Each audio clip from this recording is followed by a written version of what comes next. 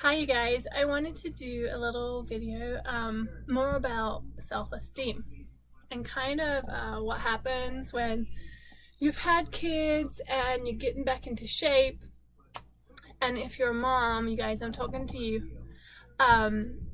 Before kids, I don't know about you guys, but before kids, I was pretty in shape.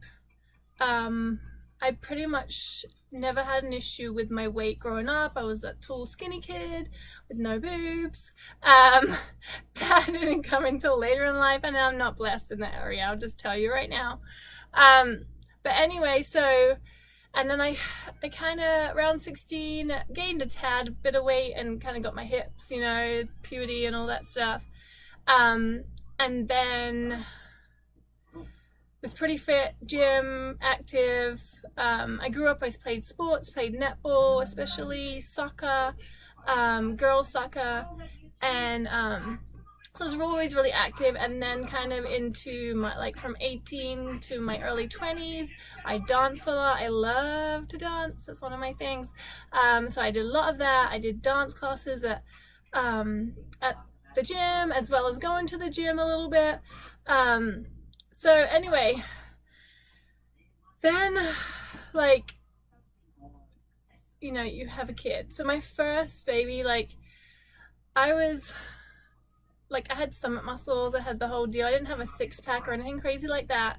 And I remember my doctor, my OBGYN, really being surprised because the stomach muscles separated and the baby was coming up in between. So when I would get up from the table, it kind of looked like there was an alien in the middle of my belly. It was kind of funny. So anyway, after having kid number one, it was definitely a change because I gained a lot more weight. I was the heaviest I've ever been as an adult or a child. And that was kind of a shock for me. Not only does everything change as far as, I have one of my minions here. You want to say hi? I'm doing a video. Okay. Not only does everything change when you have a baby, and we're talking about girl anatomy, but there's a lot of stuff that changes, and not only that, they got all this extra weight on you, and you kind of, I don't know about you guys, but I just didn't quite feel myself. I totally embraced being a mom, and I love being a mom. My daughter is amazing. So I just kind of put my energy and focus into that, and I was able to nurse her successfully, which was a huge blessing. And so I needed to keep my calories up. That's so important. I did try, I think after about 6 or 8 months, tried cutting back or doing a diet, working out more, and it cut down my milk supply, which was not cool because that's how my baby was eating. So I put it off a little bit more. Now at that time I didn't have the knowledge that I have now, and the course I'm doing right now is specifically for prenatal training and postnatal training. So anyway, at that time I knew I couldn't do that because it was cutting down my milk supply, which was affecting her food. I was her food source, so that wasn't cool. So I just threw everything into the fact that, I was a mom. Yes. So he's asking for another yogurt. He loves those tubes.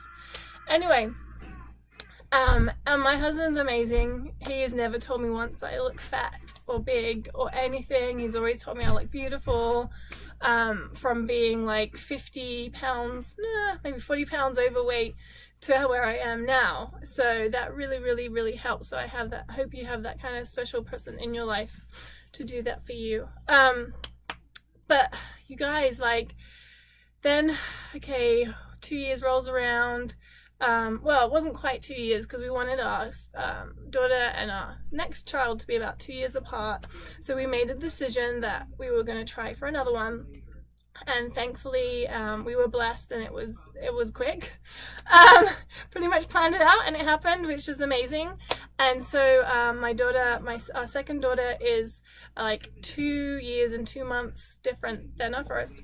So I hadn't lost all the weight. Obviously, my skin hadn't all gone back. I was fitting into jeans, but I still had a bit of that muffin top going on. And I got pregnant again, so I wasn't about to do anything crazy to try and lose the weight because I was about to have another baby. So I had my second daughter, and at the beginning of my pregnancy, I didn't gain much weight. I was really sick, you guys. I had like nighttime sickness. So I don't know if you any ladies have had that. I found that worse than morning sickness because like I like losing all my dinner. So it was not fun for the first trimester. It was really bad. So with that being in mind, once I hit the second trimester, I mean, let's just back up a second. It was so bad, the doctor was like, are you over exercising? Are you excessively exercising? I was like, no, I really wasn't. I think I would just walk my dog, walk on the beach. We lived in California at the time. That was about it. I wasn't very active at that point. So anyway, second trimester hit, sickness is gone, and of course I'm celebrating like woohoo. So I gained a bunch of weight, had my beautiful baby girl number 2, and just had a lot of weight, you guys, like a lot on my stomach, more than I'd ever had, and I just didn't feel good in my own skin. And you know, if you've had a baby, you know it gathers around your stomach because your stomach stretches so much. It's kind of like this, it could be like a thin layer or a kind of a thick layer at that point. When the baby is born, everything goes back, it all groups into this one area. So I definitely had at that point some extra weight on my arms and face and thighs and bottom and stuff, but a lot of it was just in the area. So that's my son's cup, by the way, and it's water. But yeah, that was hard for me. At that time, I was struggling just to lose the weight. I wasn't really exercising much. I was overwhelmed. I had 2 kids. That going from 1 to 2, I don't know about you guys, but going from 1 to 2 was harder for me than 2 to 3. So anyway, yeah, at that point, I just tried to look at my diet, like what I was eating, and went to church with a personal trainer at the time. She was she was the wife of the pastor's son. So anyway, I asked her, I was like, oh my gosh, help me please, I don't know what I'm doing wrong. And she's just like, girl, up your protein, like put more protein on your plate than carbs and anything else, and fats, and just up your protein. And that at that point was great advice. That really worked for me. I started eating more protein because I love, you guys, I love Italian food. Oh my gosh, love Italian food. I don't know if it's just because I'm British, and in England we have a lot of Italian restaurants, which is closer, so, and it's so good. But I've always loved Italian food, plus my sister is amazing at making all the pastas, so I just loved it from an early age. So I wasn't eating a ton of meat in ratio to my carbs. So once I flipped that over, I started dropping the weight. I also got into that point into Mary Kay, which I loved because it gave me a chance to dress up and go out and do things. So I got busy, and then I started walking the dog and just doing more exercise, just being more physical. I also switched out to do more whole grains, so I would make my kids at that time, so 2 and, you know, maybe what, 3 months or something. So I would make them whole grain waffles, and I got the mix. I think I got it from one of the Whole Foods stores, and then I replicated the mix. Sorry, because I wanted to do it on a more economic scale. I'm frugal, right?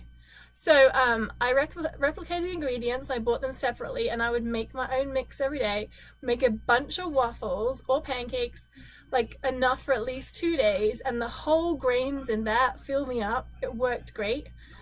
One other thing I made was what we called a pulp cake. My sister back in California had bought me a juicer, or maybe it was Texas. When she came to visit, she bought a juicer, I think that's right. And so we'd done a lot of juicing, but I felt like all this pulp, all this fibrous pulp, great pulp, I was like throwing out. And you guys, I hate waste. I can't do it. So I looked up a carrot cake recipe, and I was like, what if I put the pulp, because it was carrots and pineapples and apples mainly, that's what we were drinking, into the cake. And I did, and oh my gosh, it was so good. My mother-in-law was like, oh. So you know, and your mother-in-law likes it, it's good, right? So I would make one every week, and I made it a lot with, I need to do this again, whole grain flour as well as white flour, and then the pulp, and then the other ingredients. to make it up, and I'll make like a sheet of that. So I think upping the protein, upping the fiber, moving more was really good for my first baby. Now come the third one, I was actually a lot fitter, didn't gain as much weight at the beginning. I was craving like chicken and salad. Like we would go to Walmart, get these salad mixes. It was so good, oh my gosh. And then we grilled chicken. I think the worst thing I learned was roses. So if you're in Texas, you know that's amazing Tex-Mex. That's probably not the worst thing you could ever crave, but like literally ate it probably 3 times a week. Like that was my craving, that kind of food. So after having him though, because we'd spent some time in Europe over the summer with my parents, like 3 months, and I didn't have access to all of the like regular junk food and candy I love out here. So of course when we came back, I was like, woohoo! All those cordials, like the cherry cordial, I forget what they're called, you guys, for Christmas. They're like chocolate with the cherry inside, and there's this white deliciousness stuff. And oh my gosh, we got back in September. In October they started coming out, and I ate boxes of them. Boxes. My son was born in December, and of course, you know, that first few months you're just trying to keep your baby alive, right? You're just looking after your baby. He had some health complications. So he had kidney reflux, which means that when he peed, it went back up into his kidneys, and that caused a kidney infection at 2 weeks and at 6 weeks. So we had a couple of hospital stays. So my weight, you guys, was the last thing on my mind. I really didn't care. All I wanted was my baby to be better. So he's doing good now. He's 4 now. He's crazy. But after like 6 months of treatment outside of the hospital, just antibiotic treatment and follow-ups, we took him off of those, and so far he's doing great. He has a bit of asthma issues right now that we're dealing with, but he's doing a lot better. So anyway, long story, I know. So here I am. My son is 4. My eldest is 9, 7, and then 4. And I got to that kind of really plateau around the baby belly. And I'm going to call that, because that's, you know, my mommy tummy, right? That's where it came from. And you know what? I don't care about stretch marks. Like, I quite like the stretch marks. To me, they're like tiger stripes. I earned those because I carried babies for like, they say 10 months, right? For the total. So 30 months. You have to excuse the fly. We live in the country. So I earned those. For me, it's that skin. And I just had that moment today when I've been cutting down a lot of weight. And if you follow me on Facebook or Instagram, or in my Facebook women's free group, you'll see my progress. And I've cut down, like in the last month, I cut down 16 pounds. And that's insane. I just kind of got fed up with it. I also decided that based on a lot of the feedback I get from other women and moms especially, that is a problem area. So I want to know how to fix it, or at least tackle it, so I can help other people. So I need to get a handle on that. And I am, which is great. So, but there's still, you know, we look at all these images, you guys, and I love Instagram, but sometimes I have to get off of it because, like, I see these amazing, beautiful bodies, which, hands up to you guys, amazing. But it can mess with my psyche, because like I'll look at them and then my trainer will be like, hey, she hasn't had 3 kids, right? She's not you. She doesn't have your elasticity. Like, this is normal mama stuff. But when you have that goal in mind, you don't see that. You just want to get to that goal, and that's it. So I had that moment today. I'm actually looking the best I've ever looked in my life, but I had that moment, and I'm like, yeah, Satan, you can get out of here, because I'm not taking that. I look great. But I did have that moment. I'm human, you guys. So if you are having that moment where you just, I don't know, whatever it is, talking down on yourself, you're getting somewhere and you're like not quite there, I just want to help you guys and reassure you, stop. I'm sure what you're doing is amazing, and you are not supposed to be perfect. Believe me, you're not supposed to be perfect. And you know what? All those little things make us uniquely beautiful. And I know that sounds corny as heck, but it's true. So embrace it, embrace the journey, embrace the saggy belly, embrace the stretch marks, embrace it all, because you ain't gonna get it back, and there's a reason you have it. And one of my reasons is right here. Mwah. So I hope that helps you guys. If you have any questions, drop them below. If you like what you see, subscribe so you get a little notification when they have a new video. And obviously give me a thumbs up. Thanks you guys. Take care. Bye.